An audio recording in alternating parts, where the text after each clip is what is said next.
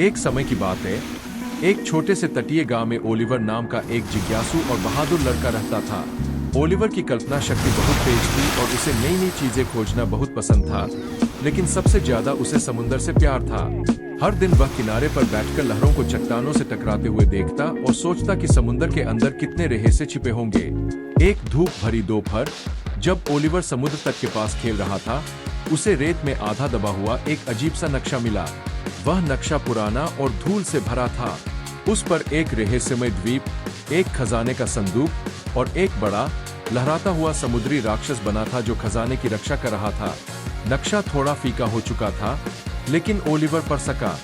साहसी योद्धा के लिए रास्ते पर चलो, खजाना ढूंढो और राक्षस से सावधान रहो। ओलिवर की आंखों में चमक आ गई। खजाने की खोज, यह मेरा मौका है बहादुरी साबित करने का, उसने सोचा। नक्शा हाथ में लेकर वह सीधा अपनी सबसे अच्छी दोस्त मिल्ली के पास दौड़ा। मिल्ली बहुत समझदार लड़की थी और पहेलियां हल करने में माहिर थी। मिल्ली ने नक्शे को देखा और मुस्कुराते हुए कहा, खजाने की खोज है ना? मैं भी चलूंगी, लेकिन हमें कुछ सामान चाहिए होगा। कुछ खाने का, एक टॉर्च और एक रबर चिकन, सौभाग्य के लिए। ओलिवर हंस पड़ा। Rubber chicken? क्या तुम पक्की हो? बिल्कुल, मिल्ली ने आंख मारते हुए कहा। मुझ पर भरोसा करो, यही सफलता की कुंजी है। रबर चिकन बैग में डालकर और बाकी जरूरी सामान लेकर वे दोनों अपने महान रोमांच के लिए निकल पड़े। नक्शा उन्हें जंगल से होते हुए चट्टानों के पार और फिर समुद्र के किनारे ले गया। जैसे ही वे पानी के पास पहुँचे, उन्हें कुछ विशाल दिखाई दिया। वह एक जहाज था, एक पुराना समुद्री डाकुओं का जहाज जो शायद सदियों से वहीं पड़ा था, सीवीड और सीपियों से ढका हुआ। यही जगह है। ओलिवर की धड़कन तेज हो गई। तभी एक जोरदार आवाज से सब कुछ कांप उठा। पानी के नीचे से एक विशाल लहराता हुआ जीव बाहर आया, बिल्कुल वही समुद्री राक्षस जो नक्शे में था। गुर्र, मैं हूँ नजाता समुद्री दैत्य।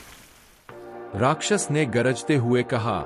सिर्फ सबसे बहादुर ही आगे जा सकते हैं। मिल्ली, जो कभी डरती नहीं थी, रबर चिकन को ऊपर उठाकर बोली, डरो मत समुद्री दैत्य, हम शांति से आए हैं और इस शक्तिशाली चिकन के साथ हम सुरक्षित रास्ता मांगते हैं। समुद्री राक्षस ने आंखें झपकाईं। एक चिकन? यह अजीब जादू क्या है? ओलिवर और मिल्ली डटे रहे, रबर चिकन को ऊंचा उठाए। समुद्री राक्षस उसे थोड़ी देर तक घूरता रहा, फिर जोर जोर से हंसने लगा। हाँ हाँ हाँ, किसी ने कभी मुझे रबर चिकन से चुनौती नहीं दी। जाओ, तुम्हें रास्ता दिया जाता है। और बस, समुद्री दैत्य ने रास्ता साफ कर दिया, अभी भी हंसी रोकते हुए। ओलिवर और मिल्ली नक्शे के अनुसार आगे बढ़ते गए। समुद्र पार करके उस रहस्यमय द्वीप तक पहुँचे। वहाँ एक गुप्त गुफा थी। अंदर एक कोने में सोने के सिक्के और चमचमाते रत्नों का ढेर था, लेकिन वहाँ एक और खास चीज थी, एक प्राचीन किताब जिस पर लिखा था सबसे बड़ा खजाना। ओलिवर ने किताब खोली और जोर से पढ़ा। सबसे बड़ा खजाना न सोना है न रत्न, बल्कि वो दोस्तियां हैं जो हम बनाते हैं और वो रोमांच जो हम साझा करते हैं। साहस, दयालुता और हंसी किसी भी दौलत से कहीं ज्यादा कीमती है। मिल्ली मुस्कराई। लगता है हमें असली खजाना मिल ही गया। जब वे पुराने समुद्री जहाज पर सवार होकर घर लौटे, तो सूर्य डूब रहा था और आसमान नारंगी और गुलाबी रंगों से रंग गया था। ओलिवर और मिल्ली जानते थे कि वे इस साहसिक यात्रा को कभी नहीं भूलेंगे, क्योंकि असली खजाना वो दोस्ती, मस्ती और हंसी थी जो उन्होंने साथ बांटी।